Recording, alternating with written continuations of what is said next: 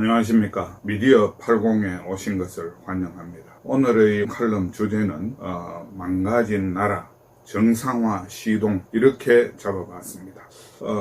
저는 오랫동안 신문사 생활을 해왔기 때문에 아직도 신문을 보는 게 훨씬 익숙합니다. 신문을 읽으면 온라인 매체보다 그 여유와 사고의 깊이를 더할 수 있다 하는 그런 장점이 있을 것 같습니다. 오늘 그 신문 일면 톱 기사 제목을 보면 이렇습니다. 대법원장의 법원의 정치화를 비판한 판사가 지명됐다 하는 그런 이야기입니다.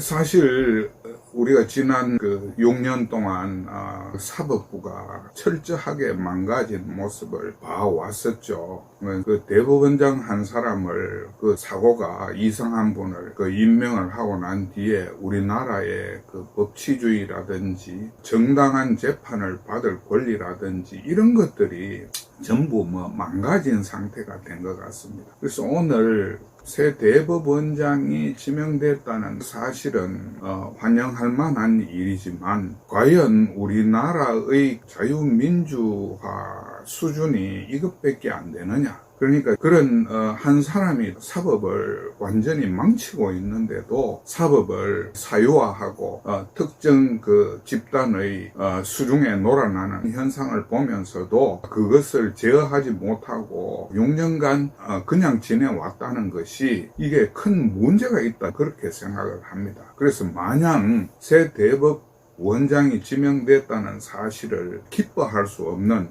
반성의 소재를 가지고 있다는 거죠. 앞으로도 이런 일이 벌어지지 말란 법이 있겠습니까? 그러니까 대법원장으로서 부적합한 인물이 임명이 된다면 시정의 방법에 대한 국가적인 반성이 있어야 된다고 생각합니다. 이번에 새로 그 대법원장의 지명을 받은 분이 대체적으로 그 망가진 사법부를 다시 정상화시킬 수 있는 그런 인물이다라는 데 대해서는 공감대가 형성되는 것 같습니다. 그런데 지명된 분이 대법원장에 그대로 임명이 될지 어떨지 국회 통과 절차가 있기 때문에 확언은 할 수 없습니다. 이분이 가지고 있는 그 이념성에서 조금 달리 생각해 봐야 되는 거 아니냐 하는 부분이 있습니다. 대법원이 아닌 다른 현직에 있을 때 하고 대법원장이 됐을 때는 사고가 달라져야 됩니다. 그럼 어떻게 달라져야 되느냐? 지금 우리나라가 국가의 이념 정체성이 파탄이 났고 또 이념 정체성의 파탄으로 말미암아 사회 전체의 책임감이나 의무감 이런 부분은 사라지고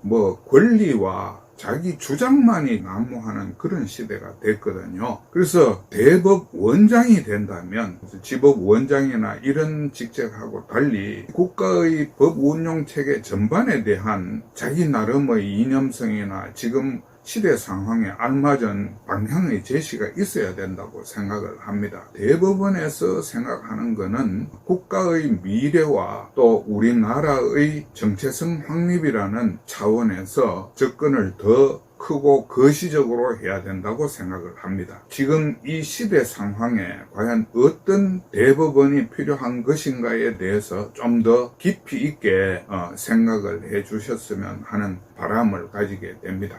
오늘 칼럼의 주제는 망가진 나라 정상화 시동으로 잡았는데 사실 대법원뿐만이 아니고 우리 사회 곳곳에 숨어있는 이권 카르텔이나 윤리 파탄이나 그 부분에 대한 고려도 있어야 될 것 같은데 윤석열 대통령이 지난해 5월 달에 취임을 하셨죠. 지금이 23년 8월이니까 1년 3개월이 조금 더 지났습니다. 5년이라는 시간이 사실 굉장히 짧은 거거든요. 나라를 망치는 데는 5년이면 충분하지만 나라를 재건하는 데는 5배 정도의 시간이 소요된다고 봐야 될 겁니다. 그러니까 전 정권에서 망친 나라를 정상화시킨다는 것은 그 윤석열 정권 임기 내에 정리가 불가능하다고 생각을 하거든요. 그러면 시간을 최대한 그 압축해 문제점을 처리를 해줘야 될 건데, 지난 1년 3개월 동안의 시동이 잘한 부분도 있지만 너무 늦게 걸리고 행동도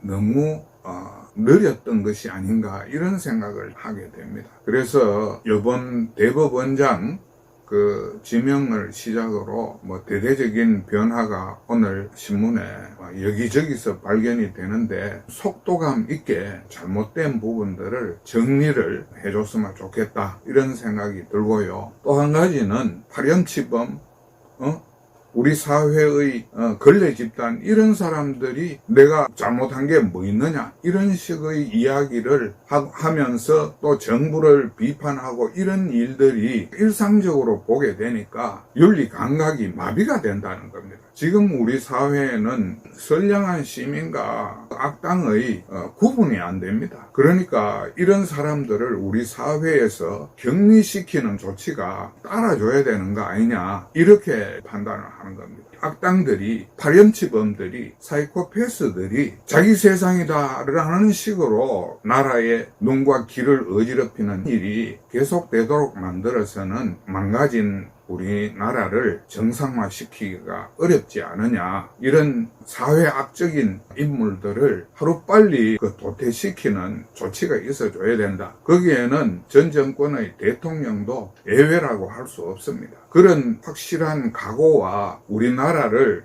대쇄신의 분위기로 전환시키는 것이 오늘 대법원장 지명과 연관된 윤석열 정부의 역할이고 또 의무라고 생각을 합니다. 오늘 칼럼은 이것으로서 마치도록 하겠습니다. 감사합니다.